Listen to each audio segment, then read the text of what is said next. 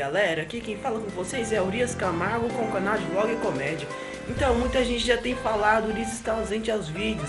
Galera, porque esses dias eu tô muito sem tempo, ainda mais agora com as férias, saindo muito, tô viajando bastante, é casamento, é tanta coisa.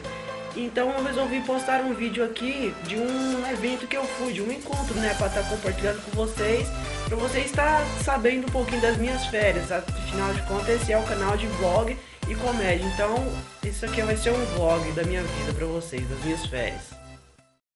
A gente tá gravando, pode colocar. Se você tem o som de grave, conecte-se a ele nesta parte do vídeo para que possa ouvir perfeitamente o grave que tem.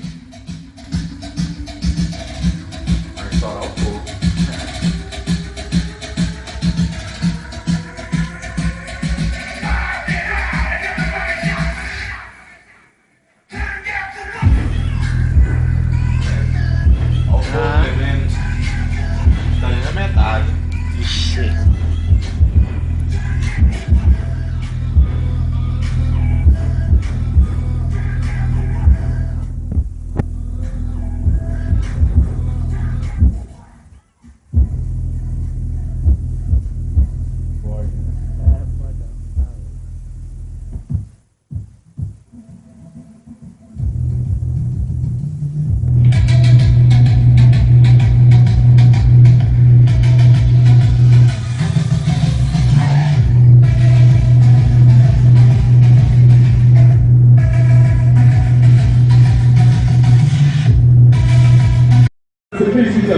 Agradecer mais uma vez a presença da primeira dama, Dona Cega, e também do vice-prefeito Lesão.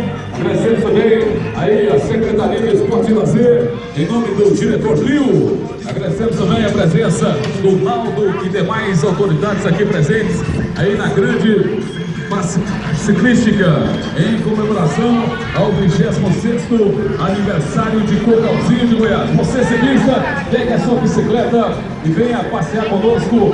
Daqui a pouquinho estaremos sorteando vários vídeos e uma linda bicicleta aí.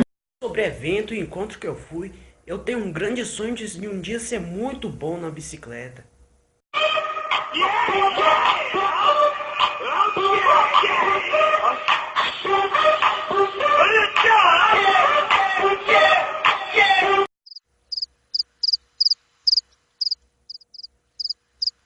Mais um vídeo, galera. Eu vou ficando por aqui e antes de tudo eu quero mandar um salve aí pro Júnior e pro Jonathan, os dois que estão me ajudando aí com o canal, né? Estão chegando por agora, são novos inscritos, foram os últimos. Sejam muito bem-vindos e agora eu fui!